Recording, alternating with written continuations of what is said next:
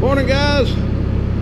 So I'm getting ready to go do a massive seeding job, and in order to do that you need a piece of equipment that's big enough to handle the job, and I think we've got one now. This is a 10-foot John Deere 1560. Yep, 1560 drill. It just has been completely rebuilt by me. I got a video on that already out, but I don't think I had it completely done at the time of that recording, but it is now completely done with all new depth wheels, press wheels. I did not change these closing wheels, but all of it has new bushings. All these arms that hold these wheels have new bushings. The opener arms, or the main arms, they all have new bushings in them. It was a pretty big job. This thing was in pretty bad shape. All these right here have been replaced, but anyway, basically everything has been replaced on it except for the paint. It needs some paint. But I have used this drill once. I've seeded 20 acres with it. But today I've got a seeding job to go do with it, so I was going to bring y'all along. Okay, so for this job that I'm getting ready to do, I got to put some alfalfa in the drill, and I had this bag of alfalfa hid in a secret place so somebody wouldn't accidentally use it. It's kind of expensive, so I'm going to put this in the drill and we can be on our way. All right, there we go. We got the yellow in there is alfalfa, and there's a little bit of Timothy mixed up. It was already in here, so I just mixed them together. Just a little bit of Timothy. So we'll take a peek in the big seed box.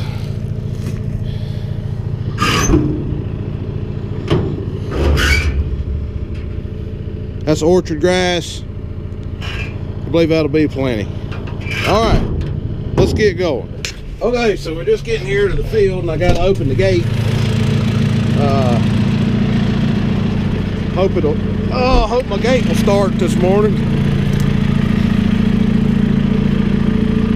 Try to get this thing going out of the way. Doors locked. All right, there we go. I got a key. Been sitting here a while, so I don't know if it'll start or not. You know, gates are just too expensive, so it's a whole lot easier to use something you already have, a whole lot cheaper. And only problem is, if the battery goes dead on it, it's hard to open the gate here. But it fired right up. This is a 7.3 Ford, it's not a 6.0, so we'll let it sit here and run while I'm doing this massive seeding job. Let the battery charge up on it. I gotta do a couple things to the drill here to get it ready to go. So here you gotta turn this valve on so you can raise the gangs up and down. When you raise them up and down, it turns the drives on and off for the to let the seed out, to run the cups, seed cups. It's all chain driven, but when you let it down, it engages. I'll show you where it does that. But this right here is the transport engagement. So when you're going to transport the machine, you unlock it there so that all the chains aren't turning while you're driving down the road. But in the field, as you raise it up and down, this clutch right here turns it on and off. So when you let it down, it engages this clutch, and when you raise it up, it disengages. And I'm going to open the seed box. I'm going to open this top seed box up a little bit, get a little more alfalfa and Timothy out. All right, so here we go. Get started. Oh, while I'm here, we'll look at this disaster of a field I got here. I mean, the alfalfa is doing good in it. It looks really good, and I've got orchard grass planted in here with it. But what happened was, when I drilled it, if you'll look, it looks like somebody drove through it every 7 feet here. You can see it out through the whole field. But what happened was, when I calibrated my drill, I was using a tie drill, a smaller drill. When I calibrated it, I plugged some of the holes to keep seed from coming out of all the holes. When I unplugged the holes, I had rags stuffed in them. When I unplugged the holes that the seed comes out of, I missed 2 rags in there. I guess I just wasn't paying attention, and I had two of the rows plugged, so it left 2 rows out of everywhere I seeded. But only on the orchard grass. It didn't do it on the alfalfa, so I didn't get too concerned about it. It just gives alfalfa a little more room to grow in that one strip. So, and it actually, you can see, I don't know if it's because there's more room or whatever, but the alfalfa's doing better where there's not orchard grass. I guess it's because it doesn't have a competition. But anyway, it'll work out. It'll fill in over time. So let's see this spot. I gotta get seeded here. Okay, so here we are. This is what I got to seed today. You know, I hope my drill is big enough to do this size of a job right here, but I'm not sure, but I think it'll do it in one pass. I hope. I don't want to have to turn around and do it and go back over it twice, because that would just take too much time. But anyway, I'm not sure exactly what happened here. I mean, I used GPS to plant this, but I know at some point I ran out of seed. I don't know what happened here, but there's a spot 10 foot wide and 100 foot long that it didn't get planted. So I come over here and I'm going to try to fix this today. I've been meaning to get over here for days and days and days, and I'm just now getting here because I've been so busy. But anyway, I just thought y'all would like to see this drill, and this video is basically just a big joke. But this drill, you know, I actually did rebuild it, and y'all haven't seen it, so we're gonna get out here. Oh, you can see it good on the camera here, but we're gonna do a little drilling, and I mean very little. All right, here we go.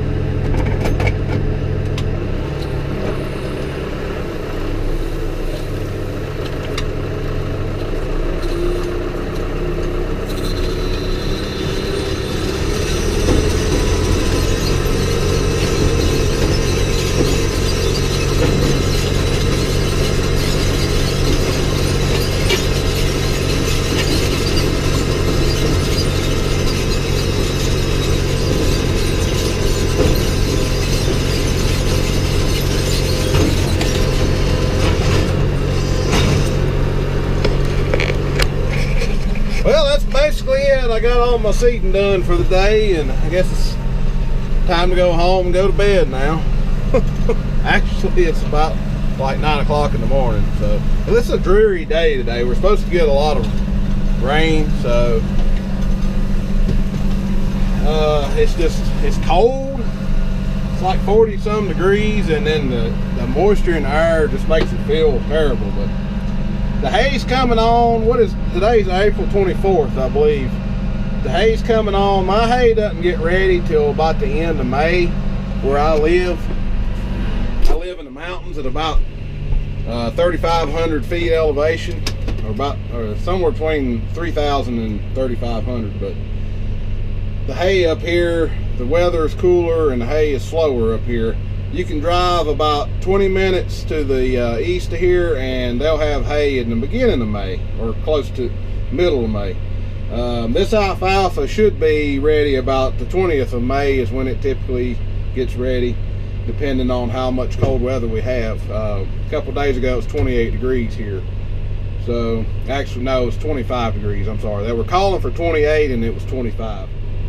Anyway, I hope y'all enjoyed this silly little video I did. It was just kind of something to do for fun. But hope y'all enjoyed it, and we'll see y'all on the next one. I know y'all are probably thinking, why in the world is he got a truck parked in the gateway? Well, I don't know where the gate went. There used to be one here, but it's gone now. But I'm not really worried about people going in there doing whatever, but there's a farm. There's a big farm running around over here, and they got a lot of people that don't know what's going on. They're not familiar with the area, and they tend to farm other people's land, and it's getting close to time to put corn and fertilize and do all that kind of stuff. I mean, last year they accidentally fertilized this field, and you know, it used to be one of their fields, but we bought it, so now we're having trouble keeping them out of it because they like to go in there and spray and fertilize and whatever, get ready for corn. Well, I don't want my alfalfa sprayed, so I've got that truck there locked up, so that's the only way in here that they know of, and they can't get in here and spray my alfalfa because I'm kind of depending on that alfalfa to be there for me when I'm ready to cut it, and I don't want it killed because I've already got people that want it really bad. And yeah, so that's why the truck is there. I'm not using the truck at the moment, so it can just sit there. All right, see y'all later.